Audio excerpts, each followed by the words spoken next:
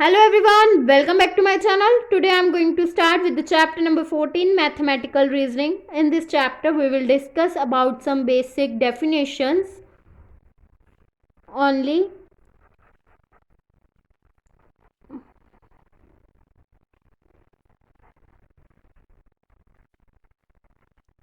Firstly, we will discuss about logical equivalence.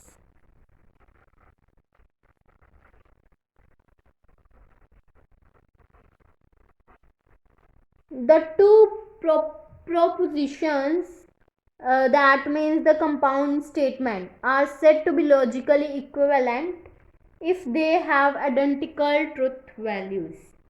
That means the symbol for the logical equivalence is this. This is the symbol for the logical equivalence, or this is also represented like this. This is the two proposition are said to be logically equivalent if they have identical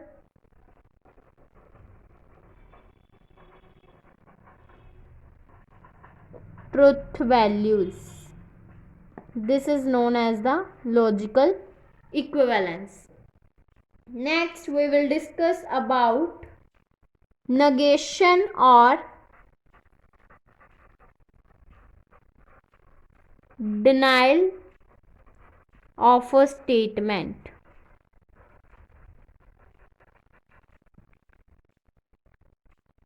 The denial of a statement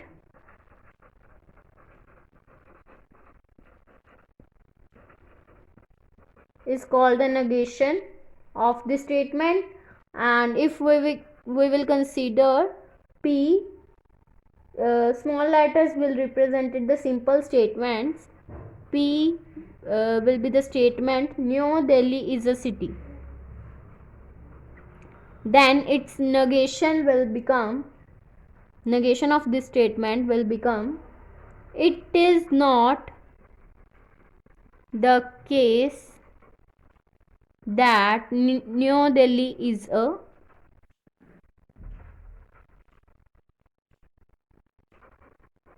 city.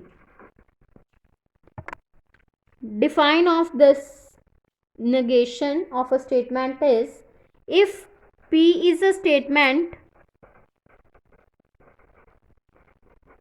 then negation of P is also a statement and it is denoted by negation P. This is the symbol of the negation P, and this will be read as not P. Then rule of finding the negation of the statement is that if P is true, then negation of P is false, or if P is false, then negation of P is true. This is the condition for the negation of the statement. If we will draw the truth table for the negation, then it will become, if we will have the value of P and negation P, if we will given that P is true first, then P is false. If P is true, then its negation will become false, and if P is false, then negation of P is true. This is the truth table for the negation of P. Now next we will discuss about the conjunction. Conjunction is any two statements which can be combined by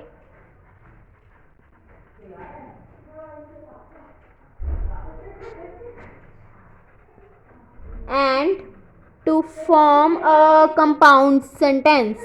This is called the conjunction of the original statement. And rule for find the conjunction is that, and conjunction is represented like P conjunction of Q. If two statements are denoted by P and Q, then their conjunction P conjunction Q will become, if P conjunction Q is true, then when both P and Q are true. If both are true, then P conjunction Q is true. Now we will draw the truth table for the conjunction. That means if P, Q and P conjunction Q, P is given true, then true, false, false, and Q is given that true, false, true, false. If P is true, Q is true, then P conjunction Q is also true. If P is true, Q is false, then P conjunction Q is false. If P is false, Q is true, then it will become false. If both are false, then the P conjunction Q is also false. Now we will discuss about disjunction.